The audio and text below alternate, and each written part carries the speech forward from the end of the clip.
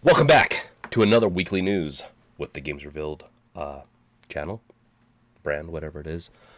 We got it for you, though. This is going to be a very good week. Very, very good week as E3 is happening right now. That's why I'm going to get this out as soon as possible. I'm going to try to keep this brief so that you guys can get to it, because we're going to have a couple of things that we're going to be doing on E3 the next week. So just a little sneak peek.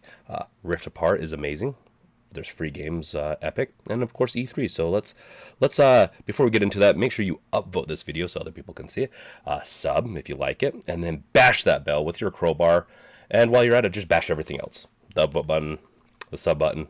While you're at it, do it for us, please. The support helps us so much. Thank you. Let's get into it. E3 is happening right now. Right now. So go over to E3expo.com and sign up. It's free. It's free. This is like the best year, technically, to experience all this stuff live because it's free. It's better in person, but it's free. With that, there was a Summer Game Fest also going on, which a couple things were announced there, and I'm kind of melding these together, so let's get into the Summer Game Fest real quick. Battlefield 2042 was revealed, and it has 128 players. Siege-style characters and no single player, of course. It is going to be sci-fi 2042, sci-fi-esque, slightly futuristic. And this is the game I've been waiting for. I've played a lot of Battlefields, really like Battlefield, but this is one that I am super excited for, and I am going to play the hell out of it. I haven't been this excited for a multiplayer game in a long time, and it just really feels like they're going to be bringing a lot of new things to the series, and making it really change, because they're doubling the size alone to 128 players. That's going to be a massive, massive Battlefield. It's been done before, but I welcome the new one. The release date is October 22nd, 2021, so it's coming out soon. So get your wallets out and start getting ready. I don't necessarily recommend people to pre-order. I always pre-order, but that's because I want to play it and let you guys know, whether it's in our podcast or these weekly news or special videos for you guys. So Battlefield, awesome. With that, also this week dropped the Elden Ring gameplay trailer, and it's going to be coming out January 21, 2022, and it looks good. It's very Dark Souls-esque kind of a world, and so it'll be very interesting to see how that all plays together. They're not quite my jam. It's more of like Mooser or Tyson. He loves those types of games, but I'm excited for it. I'm excited to see where they're going with it. If you don't know what Elden Ring is, it's an upcoming action role-playing game developed by From Software and published by Bandai Namco Entertainment. The game is a collaborative effort, but just a note, George R.R. Martin is a part of it, so it's going to be interesting to see how that is, for sure. Like I said, it's releasing next year, the beginning of next year, and it's just, yeah, we'll see how it goes. It's a very mysterious game to me, and I think it will be good. Now, also what came out was Tiny Tina's Wonderlands, and I will have to say I am a big fan of the Tiny Tina's Assault on Dragon Keep. I actually really like that DLC quite a bit. It's a fantasy game, a fantasy DLC where it's skinned Borderlands, but with a fantasy flair to it, and I really liked it just because it was fun narrative. It was very different, and Tiny Tina is a badass, so I'll always say more to her, I guess. In Tiny Tina's Wonderlands, yeah, if you haven't watched the trailer, watch the trailer. We'll have some special video coming up that's going to have some of these trailers in it. And with that, it just looks like such a better version of Assault on Dragon Keep. And it's a standalone. I believe you just buy it on its own, which kind of sucks if you bought the Game Pass for Borderlands 3, where, be kind of nice to get it for free when you actually support the game by buying more. Like, you're just spending so much for these games, and just, I don't know, it'd be nice to get it. But nonetheless, I'd rather just have it than not have it. It is coming early 2022, so next year is going to be a great year for sure. Let's go into a little bit of the schedule for E3. This is a little bit more, I'm going to be digesting this for you guys a little bit And you can always go to PC Gamer. They have a great website or webpage for this. And I'll have a link below so you guys can go see that, because it's a pretty good lineup. I actually really think it is. You got the Guerrilla Collective doing their Indie Games Galore events, and then you have the Wholesome Direct, which is covering indie games. Ubisoft Forward, which is, they're going to be covering Far Cry 6, and this is all happening on Saturday, June 20th or 12th, which is today when this video is releasing. So then you have with the Ubisoft one, we'll see if we'll see if we get some Assassin's Creed. We'll definitely see, because it's Ubisoft. They love their Assassin's Creed, right? And they love their Far Cry. And Far Cry 6 is already looking pretty interesting, so I'm actually intrigued by that one. And the last one I thought was really good, so we'll see where they can go with the new one. With that, you also have the Devolver Direct, which is going to be they're going to be covering Phantom Abyss, which is an asynchronous multiplayer Indiana Jones, whatever that means. It sounds very weird to have to say that phrase. Really bizarre. Hopefully there's some boulders in it so we can do some dodging. Gearbox Entertainment, once again, they're going to be covering potentially some more DLC for Borderlands 3, and probably going to be covering the Tiny Tina Wonderlands again. So always welcomed for that type of stuff. I love it. So and then there's going to be an Upload VR showcase where they're going to showcase a bunch of Steam games, a bunch of just virtual reality games, that is, in Steam or PlayStation VR.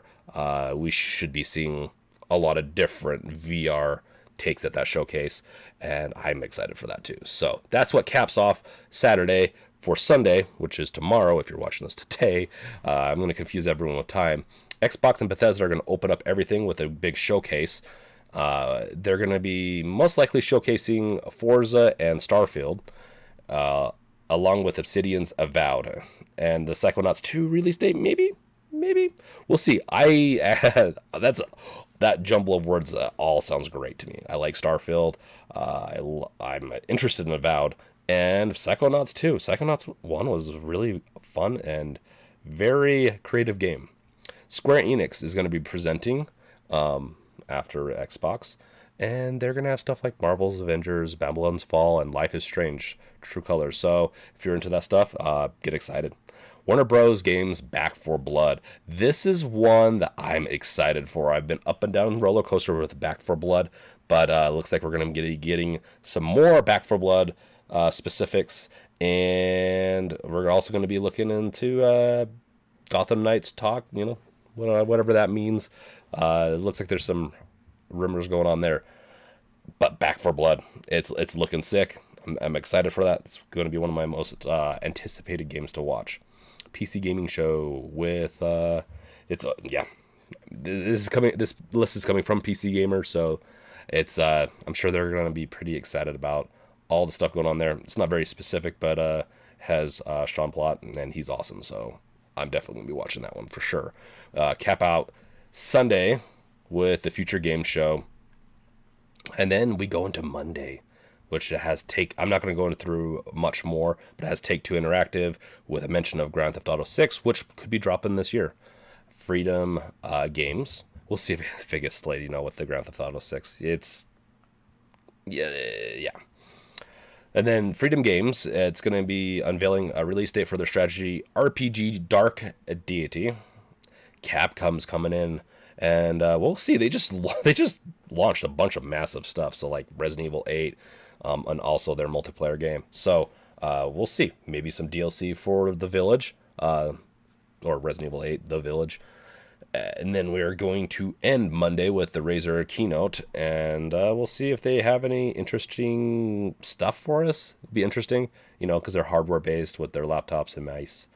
And then Tuesday, which is the last day, we're going to get a Nintendo Direct plus Treehouse Live event, where I'm not gonna reveal anything. You guys are just gonna have to watch every single thing, or wait for our podcast or our special that's going to have some more exciting stuff about E3 this year, because I actually think it's pretty exciting. There's a lot of games I'm excited for. This is actually one of the more exciting E3s for me, and it's not even a new console release year.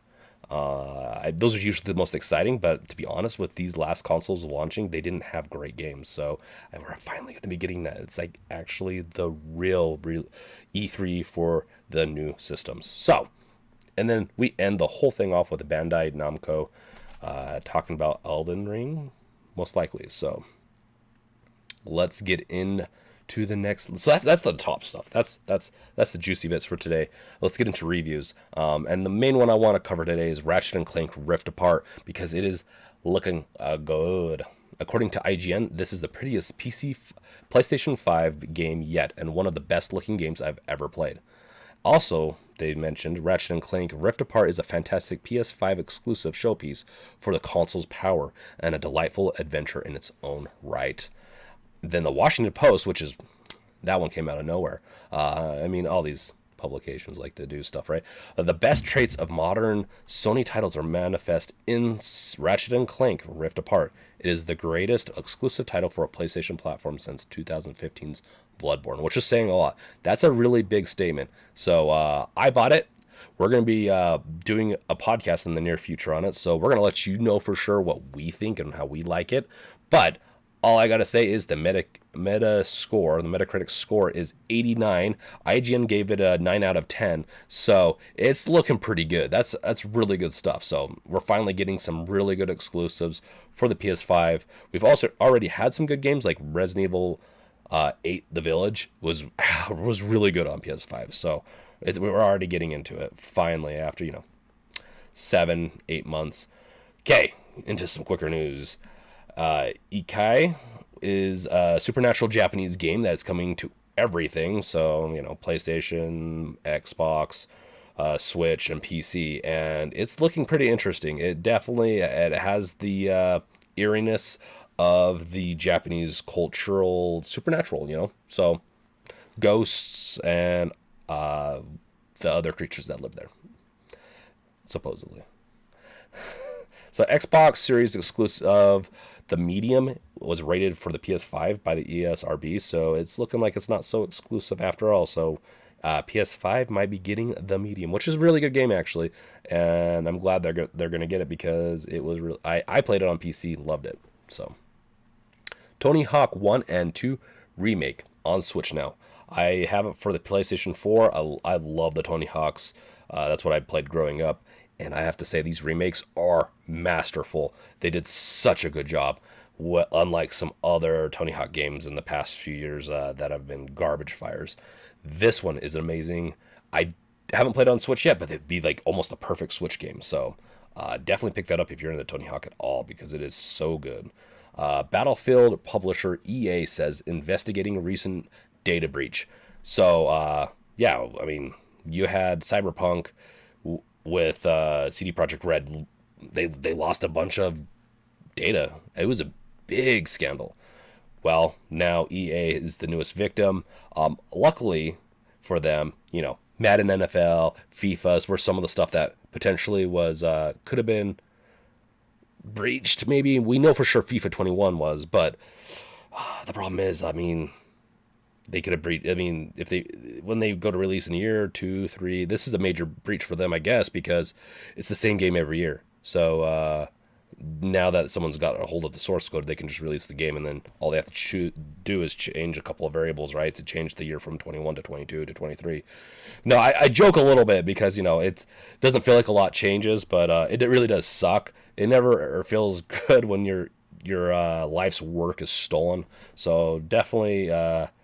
I'll just say this to the hackers: screw you guys. It's not cool, man. But it does. They definitely say that it's not going to hurt them too bad. It's just, once again, it sucks. So, and also just to end these little quick pieces: The Witcher Season 2 trailer, release date, cast, everything else you need to know. PC Gamer has a great article on it, so I'll have a link below. Go check it out. Because there's some speculation and all that stuff. They just finished filming The Witcher season 2, and it's a great series, and I'm really excited to see where season 2 takes us. So if you want to know more, just check out that link. Now for the exit. This is the stuff that you've been waiting for. I told you that we were going to be covering some free games, right? Well, Epic Games is bringing in some more free games, and they're doing such a good job because guess what? How many subscriptions do you have to Epic Games? 0. Unlike Microsoft and Sony, with Epic Games, they have, I mean, they're doing it for a reason. They really want you to be on their platform, and they had to have some reason for you to go there. But you can't complain. Yes, there's multiple platforms with Steam and Epic Games and some other ones, Origin. But at least they give you free games. You can't complain about that. So, what is free right now? So you have until June 17th to pick up Control. And you also have until June 17th to pick up Genshin Impact. Both interesting games. I've only gotten partially through Control, but I do need to finish it because it is a fun game. I quite like it. And it reminds me of a bunch of games I've enjoyed in the past that I'm not going to get into. Hell is Other Demons, bizarre title. And Overcooked is going to be the next rotation of free games on the Epic Games Store, June 17th through the June 24th. So, if you don't pick up Controller Genshin, then maybe you're going to be in time to watch this video to pick up those. That's why I marked urgent or gotta watch this, video. You got to get in on these deals, guys, before they go. With that, like I said earlier, we are going to have a podcast. We're going to have another video exclusively on E3 coming up in the next week, so please keep an eye out on that. And always thank you guys for watching, listening, and helping us once again. ShopBunnyStrike.com. Every purchase there helps support the podcast and helps us get closer to just being able to do this full time. So thank you guys for watching, and we'll catch you guys next time. This is James. Peace out. Ta-da!